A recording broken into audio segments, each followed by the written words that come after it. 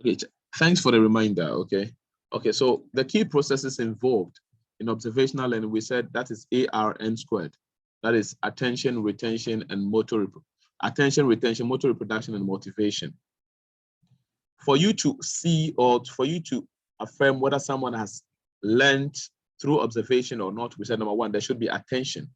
Attention, we said that is the conscious awareness of your environment. In this case, this is the conscious awareness, your conscious awareness of the model. Okay, the one you are observing should be consciously aware of the model and to observe everything that is going on. Okay, so let's assume dancing. Okay, so you're observing. Number two, retention. Retention, cognitively, mentally, you should be able to picture what you paid attention to. You should be able to have that in mind. Okay, now this two, to some of us, is very easy. Where the problem lies is motor reproduction. After we have observed, we've paid attention, we are able to recollect how the moves, the dancing moves look like. But for us to now stand up and reproduce, when we say motor reproduction, that is your body itself reproducing, like if it's dancing now, reproducing, like mimicking the dance with your body. That is motor reproduction. Your hands, your legs, your head should be able to do the moves. That's the most difficult thing for some of us. But if we are seated there, we'll be able to produce everything. But if we have to stand up, everything will be gone. So that is the first three. So for you to say that someone has really learned through observation, it means the person has paid attention, or the person should pay attention.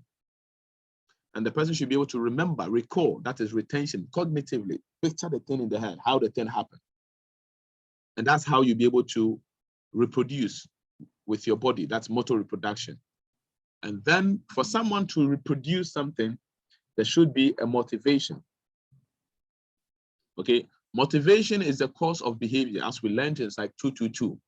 Motivation, behavior is an effect. The cause usually is a motivation. Okay, so the underlying factor, motivation is the underlying factor beneath our behavior. So there should be something pushing you. Okay, for example, if you have, let's say, this is just a kind of funny example. If you have observed, paid attention on how someone is dancing, okay, and then there is retention, you can recall everything, you can remember everything, what was going on, right? And then you are capable of reproducing it with your body. But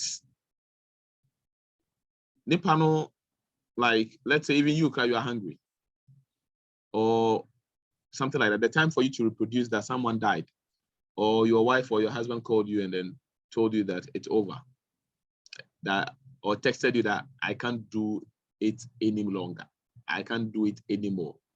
Now this will quench or extinguish your the reason for you to reproduce. So therefore, there should be motivation behind reproducing what you have paid attention to, what you can remember, and what you are capable of reproducing or mimicking it with your body.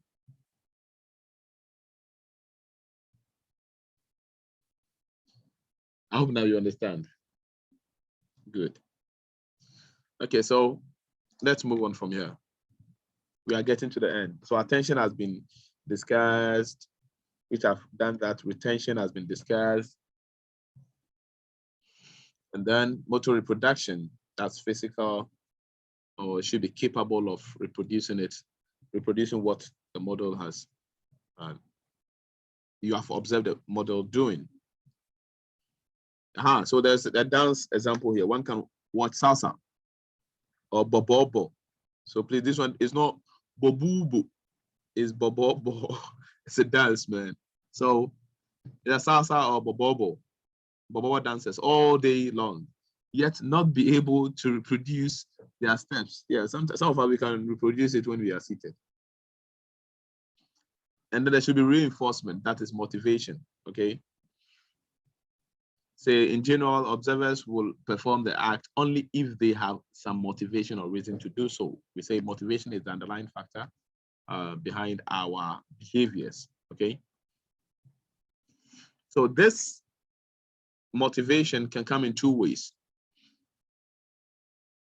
We say that the presence of reinforcers or punishment, either to the model or directly to the observer, becomes most important in this process.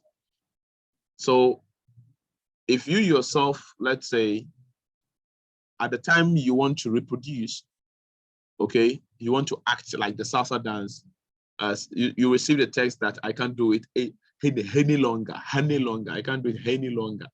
You see, you don't be able to reproduce it. That's a punishment, okay? And we say that this reinforcement or the punishment can either be meted to the model or yourself. You yourself, that is yourself, or we talked about it already. That is, I can't do it any longer. Or the model.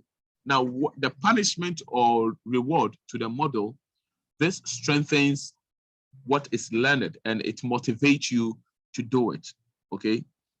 So, and that is called a vicarious learning. Vicarious learning is a learning that motivates you through your model, a motivation that comes from your model. It means that if this model is being punished for what he's doing or she's doing, this would discourage you. And if he's being rewarded, that will encourage you. This is called vicarious learning, okay?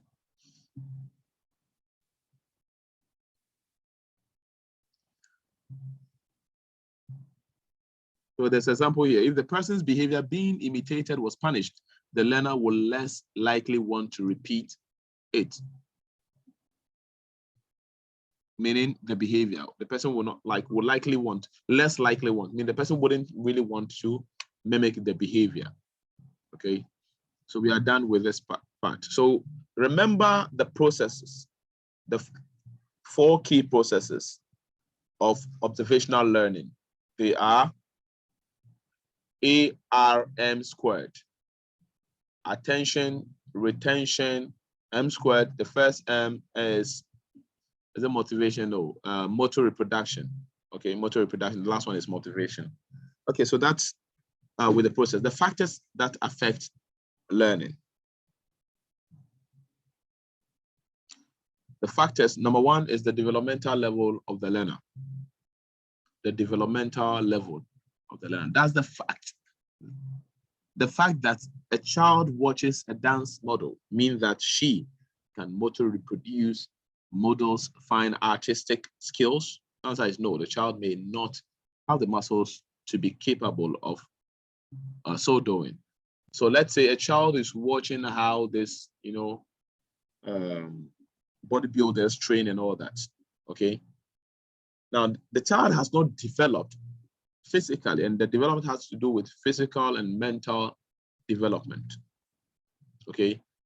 The child will not be able to reproduce, although he or she may be able to pay attention to remember, but will not be able to reproduce. And therefore, development, physical and psychological development is a factor that can affect learning. It means that on the other side, if the person is matured, has developed mentally and physically, this will strengthen the learning. And if not, it will weaken the learning, meaning that will affect the learning. So that is one factor.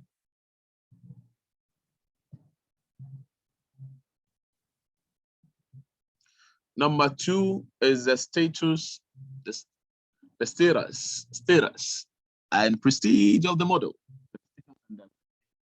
And the model needs to be someone who has some level of status, of respect and admiration, and also prestige, okay? It shouldn't be just anyone. So studies show that learners will more likely imitate a prestigious person than an average person. So for example, some people, when they are about to learn, when they are coming to class and they are about to learn, I said some people, not all people. If the person is to be a professor of the course, they pay a different kind of attention and they pay. Let me give you an example here. Now let me go far. Now we are having a discussion before tomorrow's paper, right? I'm just a year ahead of you. I'm not a lecturer. I'm not even a TA. I'm not a professor of the course you're going to write tomorrow. Now, you see, with this, we can see the number of attendance. There's 55, okay? 55. People maybe reading the course at the moment will be like 400 or 300 or 200 or something. Now, assume that it is the lecturer that is going to have this last minute class. How many people will attend? Almost the whole class, and then people will fight over slots that it is full.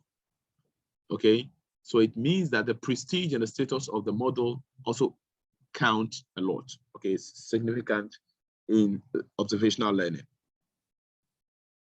Young people are usually attracted to imitate accomplished footballers, musicians, actors, and I'm giving you an example with these exams. And if I'm to be, let's say, the main lecturer or something like that, everyone would have attended. And even if you, the one here, you will not really take that. If it was to be the lecturer, you would take everything to pay attention. But maybe what this other person is teaching, maybe it will come, but you don't have that kind of, you don't learn it that much, you understand? So the status and the prestige of the model also counts. And then similarity of models. Similarity of models. Learners are more likely to pay attention to a person who is similar to them in terms of beliefs, attitudes, or behavior. So for example, some people learn faster from their pastors because they are Christians and their pastors serve as better models to them. Some also, if they are Muslims, then it means they learn better through their imams and their sheikhs, okay? And if the person is a youth, like imagine someone who is coming to teach you and looking all that old and off dressing and all that. Now this, you will not really pay attention that much. You will not really pay attention because it's like you be guy man, where the person where they stand in front of you, Charlie. Secondly, people are, for example, if you're a psychologist and you are going to talk to someone from the ghetto or a youth on the street, you need to conduct a therapy. Sometimes you need to start this under clinical psychology. You need to come down to the person's type. Okay, if the person is from the ghetto, start using languages like my guy, Charlie, what be the action? Charlie, this and this and that. Start talking like a street guy or a street lady, you understand? Don't be all that doctor, what, so, no. You need to, if the person, you realize the person is a Christian, then you start using maybe the Christian language, okay? Not necessarily falling into blasphemy or polytheism, okay? Let's say you start talking about, maybe some Christians believe in 3 gods, that's Trinity. They say the 3 is the same as 1. Maybe I'm a Muslim, I don't believe in that, so I don't necessarily have to fall to that. But maybe instead of using Allah, the person will not really understand that, okay? So I have to speak the language the Christian speaks. That is God Almighty, the Lord, our Savior, blah, blah, things like that, the language that still refers to the omnipresent and the omnipotent. Okay, so you see omnipotent, omnipresence, they're all terms that Christians use. Although in Islam, it makes sense as well. So although I'm a Muslim, but if I'm to do a therapy, conduct a therapy, then I have to come to the level of that person because the similarity also counts in learning, right? If the person cannot relate, then it will not work that much. So imagine Aaron's girl, you are going to conduct a therapy, and I don't know how you come down to her level anyways. So for that one, I can't give an example. Let's move on.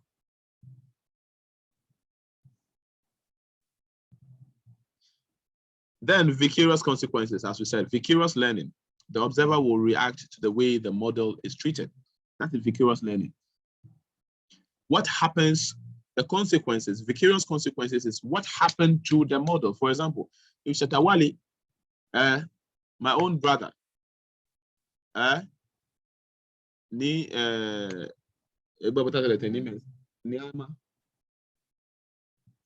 Mensa Shatawali has been insulting people and being a hardcore and a gangster, and on top of that, he has been, that is what is promoting him.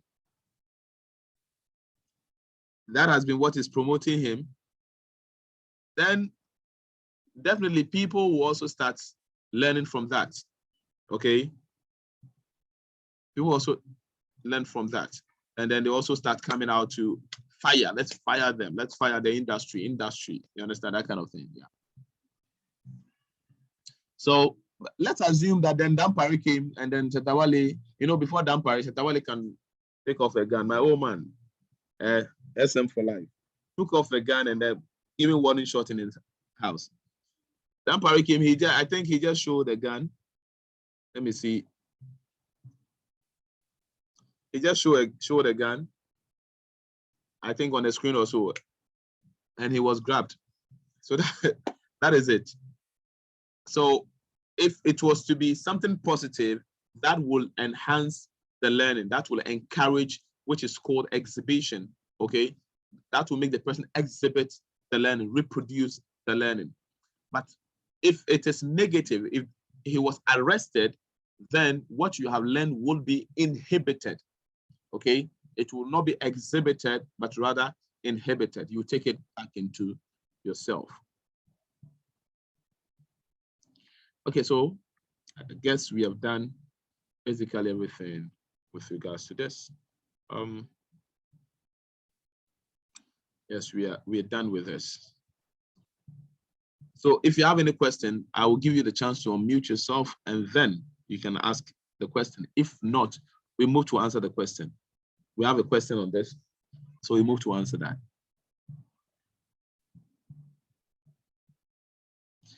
Let me see to unmute.